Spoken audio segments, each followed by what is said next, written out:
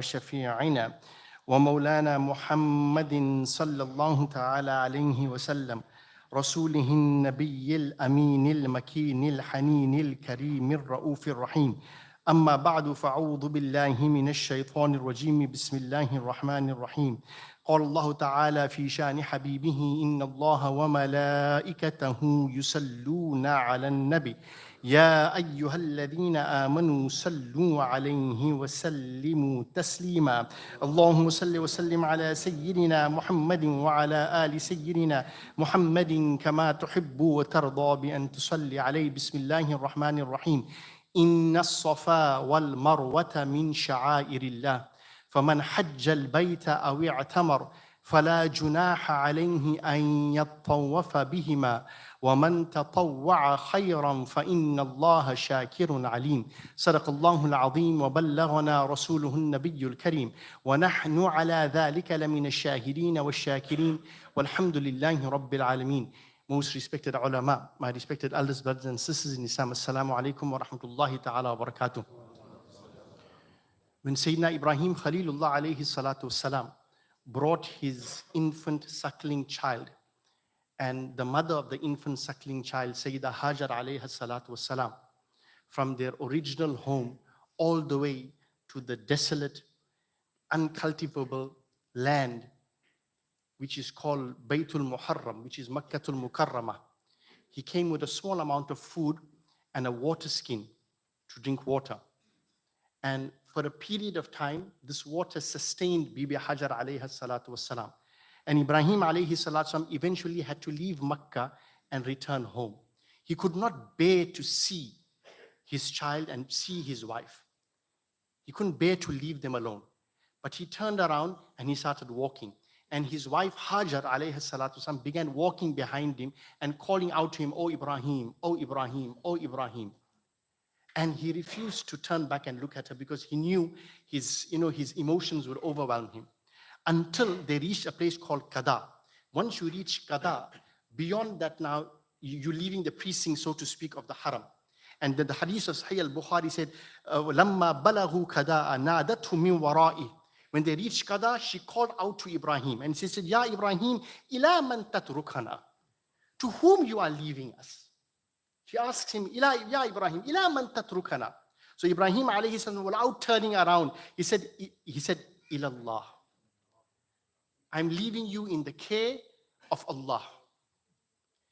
In the desolate wilderness, where there are no barely even trees, where there's no water, where there's no sustainable living, where there is no chance of survival." When Ibrahim alayhi salatu wasalam said, "I'm leaving you in the care of Allah," this woman, she responded and she said, "Qalat raditu billah." She said, "I'm satisfied to be in the care of Almighty Allah."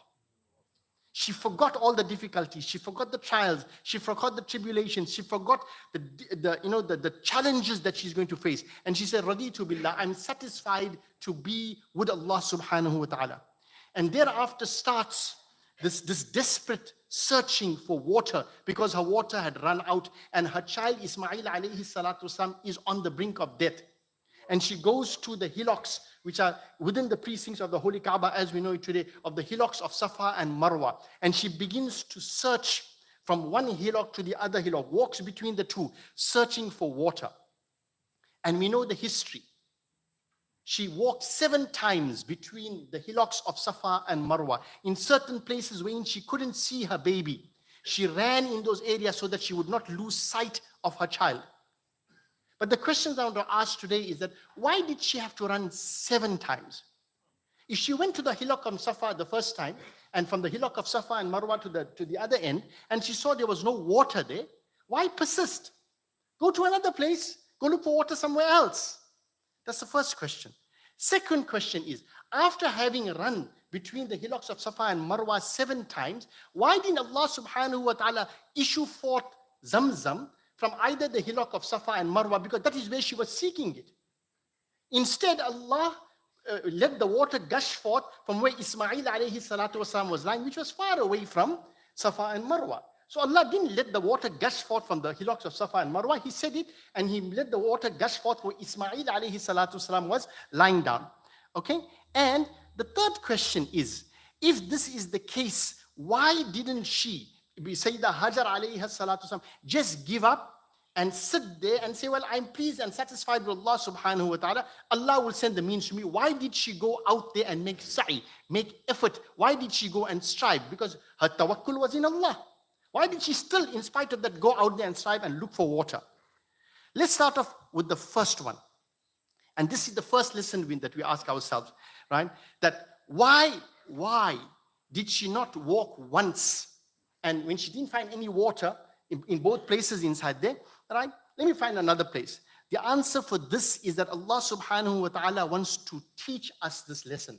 That if we set out on a quest, if we are striving for something, we have to be persistent and we need to persevere. We can't just give up on the first try. Continue working towards the goal. Continue seeking what you are seeking. Persist in it. Persevere in it. Don't just give up, because the road to success always requires effort, always requires steadfastness, always requires courage and patience, and never giving up. That's the first lesson. Second lesson that Allah subhanahu wa ta'ala said, well, look somewhere else for the water. Allah subhanahu wa ta'ala was teaching us here as well, that no matter how much we go out to strive in a certain cause, or when we are seeking out something, or we are on a certain quest, in being so involved in the seeking and in the quest itself, we must not lose sight of our goal. Don't lose sight of your goal. That's why Bibi Hajar made sure she stood at a vantage point wherein she could see what her goal was. Her priority, her necessity was water, but her goal was her child. Her goal was her child. So Allah subhanahu wa ta'ala said, remember, in your seeking, in your quest, go ahead and strive as much as you can, but don't lose sight of the goal. Right? Then Allah subhanahu wa ta'ala, if he wanted, he could have made the Zamzam gush forth from, either the hillocks of Safa and Marwa. Why didn't Allah do that? Why did Allah subhanahu wa ta'ala let it gush out literally from beneath the feet of Ismail alayhi salam when Jibreel dropped his wing? Why did Allah subhanahu wa ta'ala do that? Allah subhanahu wa ta'ala wants to teach us a third lesson in success and in achieving success. That Allah subhanahu wa ta'ala wants to tell you, He says, understand one thing, that no matter how much you strive, no matter how much of effort you put in, no matter how much you work towards achieving your goal, what Allah subhanahu wa ta'ala looks at more than all your effort is the sincerity of your intention. And if your intentions are sincere, and if your goal is fixed on the pleasure of Allah subhanahu wa ta'ala, and your reliance and in your trust in Allah subhanahu wa ta'ala, then your efforts will never go in vain.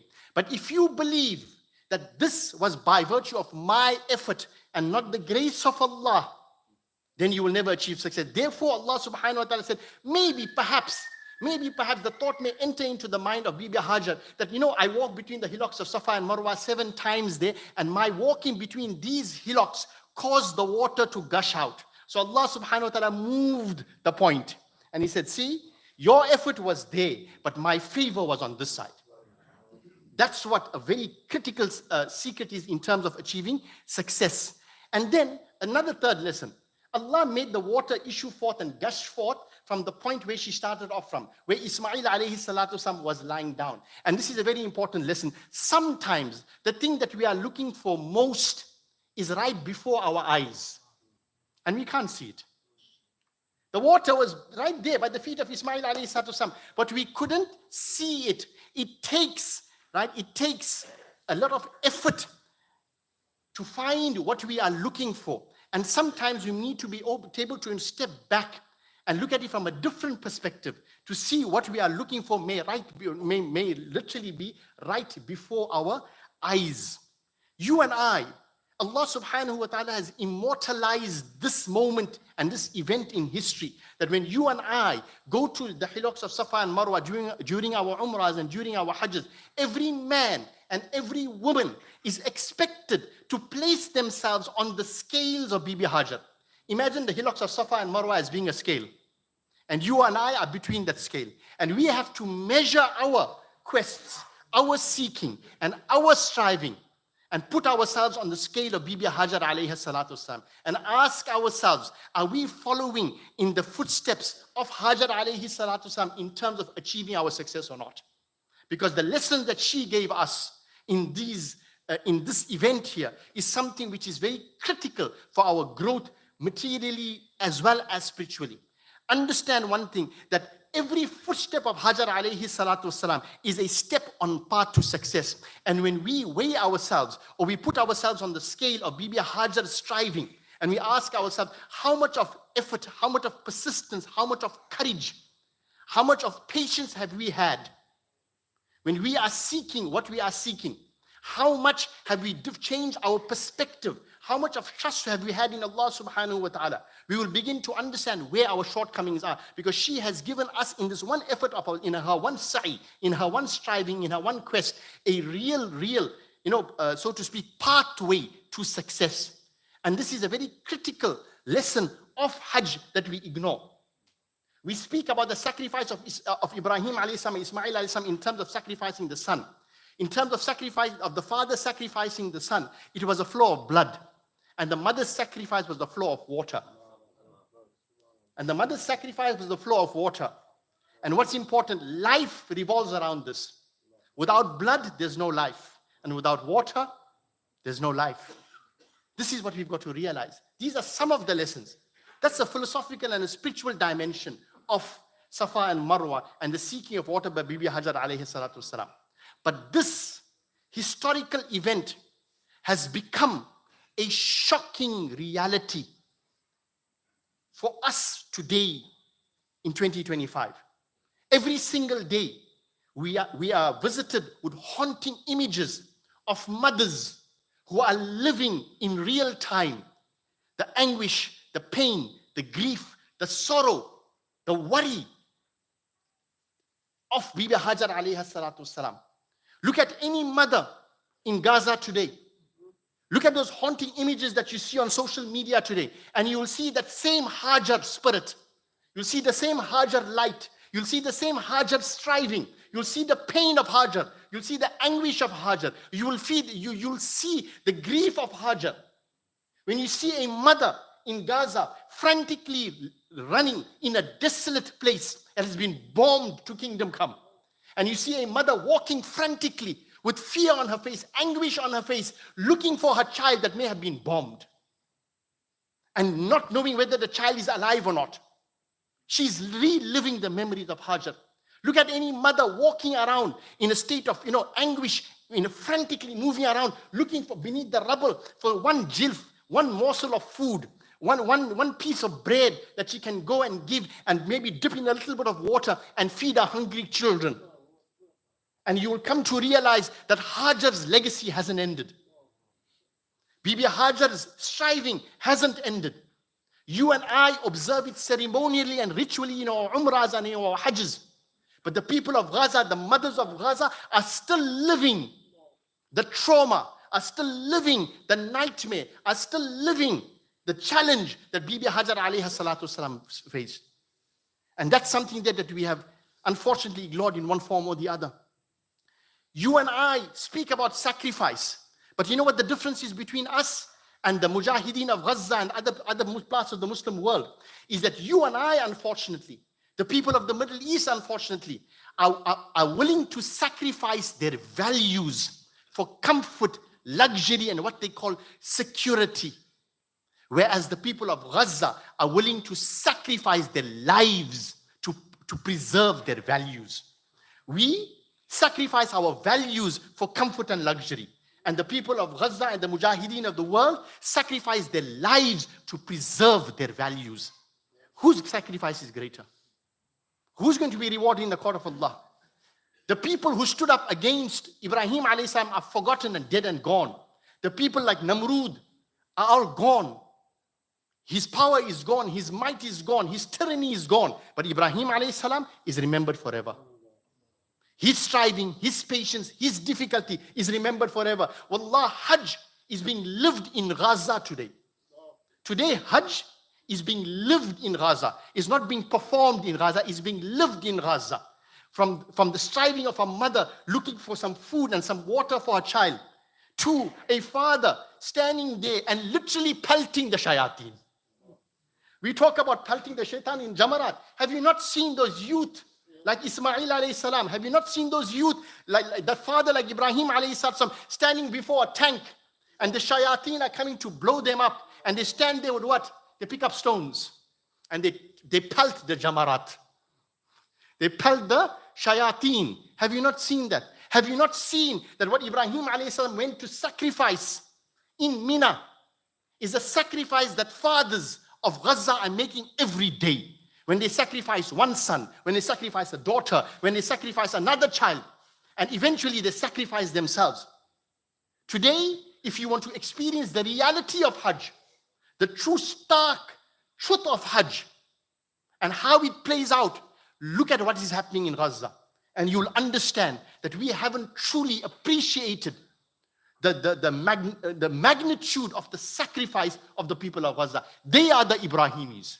They are the sacrificial lambs of Ibrahim alayhi salam. You know, it's sad that amongst the Zionists and the Jews, they also have the concept of the sacrificial lamb. Their sacrificial lamb is who? Ishaq alayhi salam. Who is he? The brother of Ismail alayhi salam. Who is he? The son of Ibrahim alayhi salam. They say that he was sacrificed on Mount Moriah, or the rock which is Qubbatus Sakhra, you know, where the Golden Dome is, in Al-Aqsa. That's where he was sacrificed, they claim. Ishaq alayhi salam. But do they not see that today the sacrificial lambs are the children of Ibrahim? The children of Ibrahim, Ismail alayhi salam's children. And who's perpetrating this genocide against them? Their own brothers, the children of Ishaq alayhi salatu salam.